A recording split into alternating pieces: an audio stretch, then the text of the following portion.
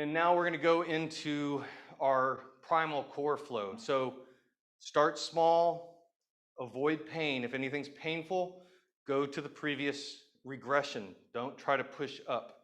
I have 4 different progressions for 2 different phases of the whole movement. So we're really building up to something big.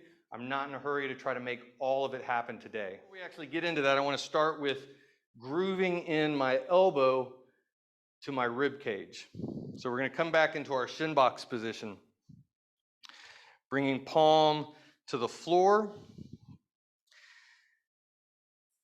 And I want to go into my spiraling through my arm, where if my palm's flat, if I turn my palm up, it naturally bends my elbow to where my elbow finds the floor.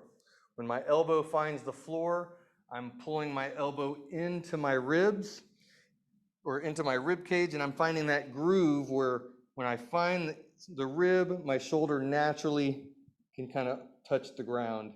And then as I drive out, I'm spiraling palm down and pressing back out through the palm. Spiraling palm up, elbow meets the ground, and then drawing elbow into ribs, shoulder touches the floor, spiraling out, pressing out through the palm. I'm really just trying to groove this movement in because it's going to become a big part of the core flow that we do. And then we'll switch to the other side and do the same thing. I also want to use this as an assessment to kind of see how does it feel on one side compared to the other.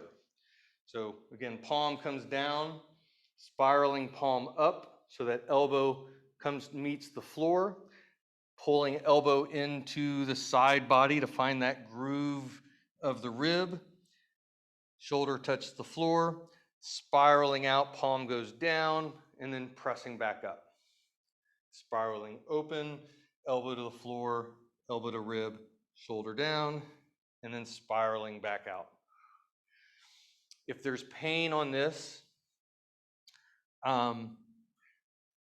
that would be an indication that you may have some pain going into the next phase, and I want to go into this next part extra slow. So now we're going to lay on our bellies again, chest to the floor. I want to have arms out, palms down, and from here, I'm finding that same elbow groove. I'm bringing my elbows in to find that same point where my elbows touch my ribs. So the nice thing about this is I don't want my elbows coming straight into my body. I'm bringing them in at an angle where there's not going to be a whole lot of excess tissue that's going to get in the way. And from here, I can keep my chest open, but also brace off the floor. So from this, palms up, elbows in, I'm tucking my toes, lifting my knees high to the ceiling, and I'm picking my hips up off the floor. I want to see if I can keep my body off the floor so that I'm just on my toes and on my forearms. And from this position, you're going to notice that your core is already working kind of hard, right? That's a good thing. Core work doesn't have to be these big plank movements. Sometimes it's just barely bracing off the floor. And from here, I want to simply roll and touch a shoulder to the floor and then come right back up to where my elbows are grooved into my rib.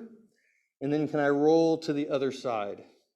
It's kind of a tight shoulder roll. And it's still pretty core intensive because I'm keeping my hips off the floor, hips and knees if I can. If you need to do this on the knees, keeping the hips off the floor, you can do that. That's still going to have a challenge to it, and that can help you move up to feet. So now the next part is we're going to go into elbow drive. So I'm still keeping knees and hips off the ground. And now I'm going to spiral palms down. As I spiral palms down, I'm driving elbows into the floor, which lifts me up into my plank. And then I'm spiraling my palms back up, bringing my elbows back to my grooved rib. I want to feel that nice spiral into plank, and then unspiral, palms up, elbows into the groove. And now we can take this into a shoulder roll. So, in shoulder roll, well, I'm going to show you. So, as I drive up, I'm going to spiral just one elbow, bringing it to my side. My other elbow's kind of extended, but because I know this groove, I can easily touch my elbow to my shoulder to the floor, spiral back up into my plank, and then do the same thing on the other side. Spiraling in and spiraling out.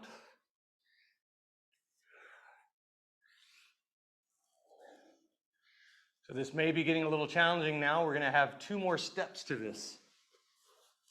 So as I spiral elbow to or shoulder to the floor on the wrong side, my opposite foot, I'm just going to bring it up to tap, bringing it back down, coming into my spiral plank. I'm going to turn sideways so I can show that better. So as I spiral to my shoulder, I'm still off the ground through the hips. My foot's coming up to tap, not quite at hip level, and then straight back out as I spiral back to plank. The next part is we're going to thread our foot through. So as I spiral, foot comes up. I'm going to drive through that foot to keep my hips high, and I'm going to thread my back leg through, placing it flat on the floor, parallel to my other foot. Then I'm going to pick that foot up and thread it right back through. Foot goes down as I spiral back to plank. Spiral other side. Foot comes up, driving through the ball of the foot to keep the hips high. As I thread leg through, boom, foot comes flat, spiraling back out, or threading right back through, reaching back into my plank. So these are probably pretty challenging progressions so far. This will be great for a video to come back and revisit on a regular basis. Now we're going to flip to the opposite side of our body to work the other side of this full progression. So getting into our hip drive, laying flat on my floor.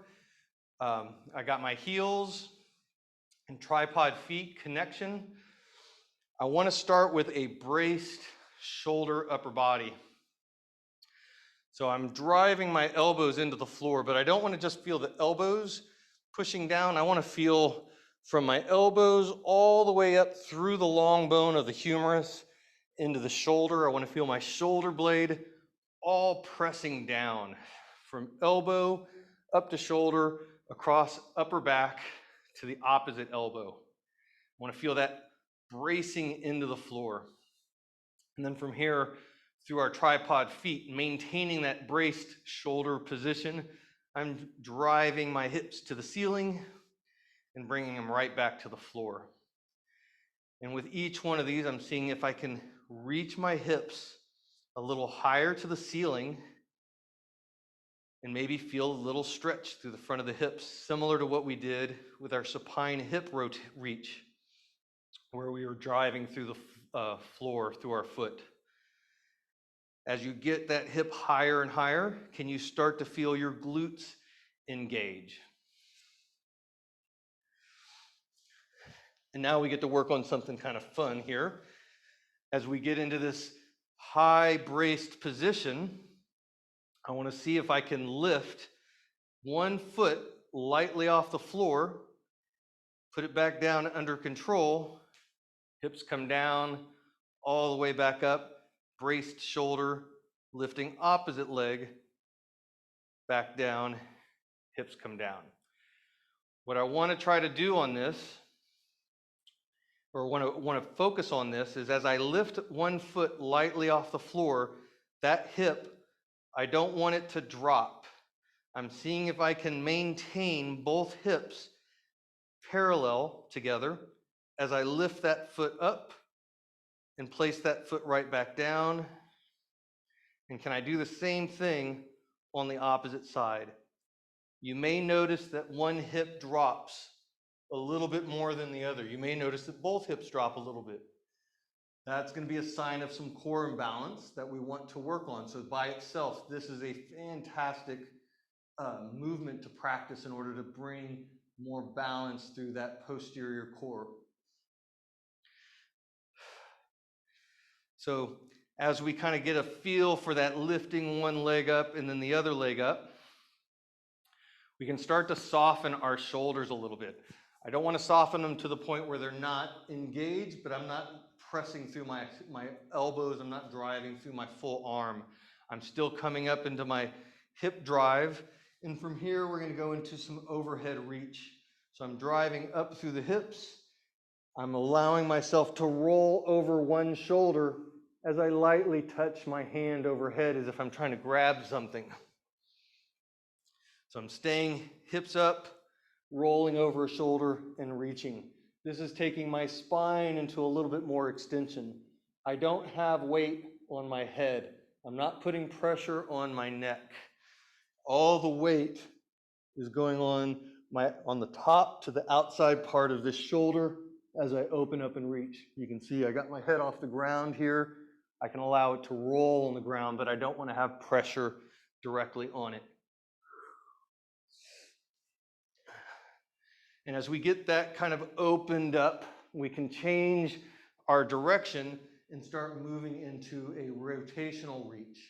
So as I drive my hips up, I want to reach to the side here, but I don't want to roll over my shoulder, a passive shoulder. I want to pop up onto my shoulder, which means I have to drive that shoulder, that scapula, into the floor to see if I can pop up on the outside. I'm going to do that on both sides to feel it first. And as I feel comfortable popping up onto that shoulder, then I can add my reach. And with each one,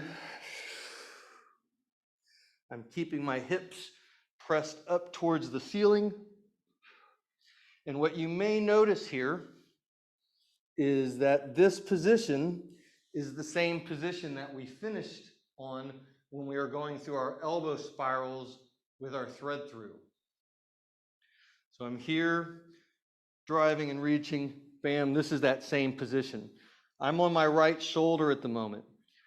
So I'm now going to connect this movement with the previous movement. As I drive through this shoulder, I'm on my right shoulder. I'm continuing to drive hips up. I'm lifting my right foot. I'm going on to the ball of my left foot, keeping my hips high as I thread that leg through.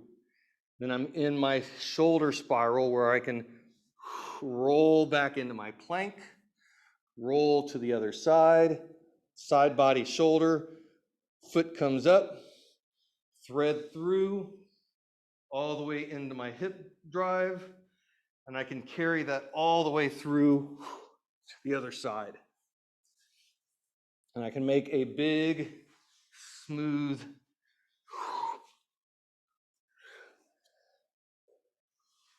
flow. And I'm doing everything in one direction, so I'm going to reverse directions. I want to make sure that I can do the same movement going in the opposite side.